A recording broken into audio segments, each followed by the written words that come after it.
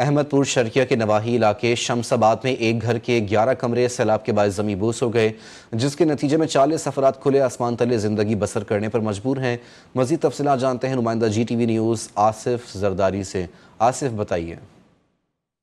जी बिल्कुल, मैं इस वक्त मौजूद हूँ अहमदपुर शर्किया के नवाही इलाके शमसाबाद बस्ती बेली में, जहाँ पर मैं आपको बताता चलूँ कि एक ही ख़ानदान के 11 कमरे जो थे वो ज़मीन बुर्द हो चुके हैं और एक ही ख़ानदान के तकरीबन 40 जो अफराद से वो घर से बेघर हो चुके हैं। मेरे साथ इस वक्त मुतासिरीन मौजूद हैं, हम उनसे बात करेंगे। बताइएगा, आपके 11 कमरे ज़मीन बुर्द हो गए हैं, दरिया सतलुज ने तबाही मचाई थी, क्या कहेंगे? असां दो भिराए से अफराद इतना 40 बंदे की फैमिली है साड़ी।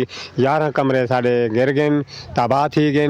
असां को तो एक कमरा भी नहीं बन सकता, तो 11 कमरे जो सारे ढाए गए। असां अपना खाना पीने का इंतजाम ही नहीं से कर सकते, तो जा किवें बने सो असां जी बिल्कुल, दरिया सतलुज के रेले ने जो है ना हर तरफ तबाही मचा रखी थी, कोई पुरसान हाल नहीं सैलाब मुतासरीन का। इनका कहना है कि हुकूमत जो है ना फौरी तौर पर हिफाजती इक़दाम करे। जी आसिफ, बहुत शुक्रिया आपका। कबीरवाला में दरिया रावी में आने वाला सैलाब मुतासरीन की सालों की जमा पूंजी और फसलें बहा ले गया।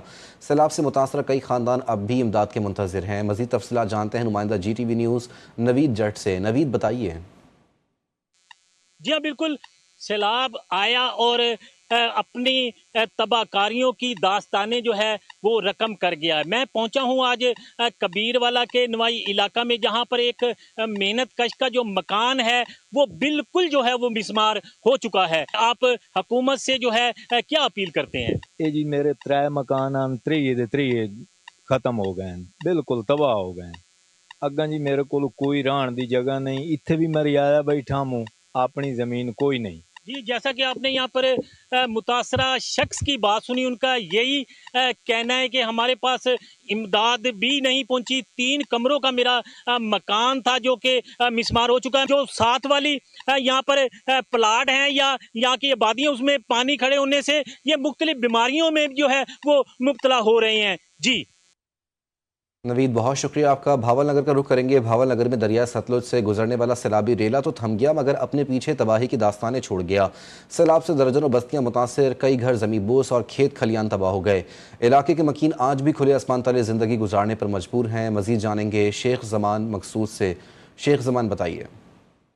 जी बिल्कुल, दरिया सतलुज के बड़े सैलाब की बड़ी तबाहकारियां। दरिया सतलुज का पानी तो जो है वो कम हो चुका है, लेकिन जो यहाँ के इलाका मकीन है उनकी जो है परेशानियां कम ना हो सकी। जो दरिया सतलुज की वजह से लोगों के मकान गिर गए हैं, वो आज भी परेशान है। हमारे साथ ऐसे ही खानदान के लोग मौजूद हैं, उनसे बात करते हैं। जी आप बताइएगा, अभी तक आप इन झोंपड़ियों में बैठे हैं, क्या कहेंगे? हम गरीब लोग हैं, जो हमने बनाया था अपनी मेहनत से वो गिर गया सैलाब की वजह से। हाँ जी बिल्कुल, जैसा कि आपने इनकी मुतासिरीन की बात सुनी, ये आज भी परेशान है। पानी तो चला गया, लेकिन इनकी परेशानियां जो है वो कम ना हो सकी है। ये खुले आसमान तले जो है झोंपड़ियां लगाकर, ये खेमे लगाकर बैठे हैं। तो इनका वज़ीर आला पंजाब से मुतालबा है कि खुदारा जल्द से जल्द हमारी मदद की जाए, हमारे घर बनवा के दिए जाए, ताकि जो हम आने वाले जो जिंदगी, आने वाले जो दिन है वो आसानी से गुजार सकें।